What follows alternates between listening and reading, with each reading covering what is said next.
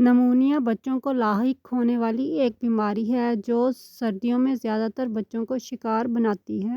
اس بیماری کی سب سے بڑی وجہ وائرسز، بیکٹیریا اور فنگس ہوتے ہیں۔ اگر بچوں کے مدافعتی نظام کی مضبوطی کی طرف توجہ دی جائے تو اس بیماری سے بچا جا سکتا ہے۔ اگر کسی بچے کو یہ بیماری لاحق ہو جائے تو اس کا مکمل طور پر علاج کیا جانا چاہیے، ورنہ یہ بیماری بچے کو موت کی منہ میں بھی دھکیل سکتی ہے۔ نمونیا کی علامات میں سے ایک علامت تیز بخار کا ہونا ہے۔ بچے کو بہت تیز بخار ہو سکتا ہے۔ بچے کو بخار کے ساتھ مسلسل کھانسی کا ہونا بھی نمونیا کی ایک علامت ہے۔ بچے کو سانس لینے میں دشواری کا سامنا ہو سکتا ہے اور وہ تیز تیز سانس لے سکتا ہے۔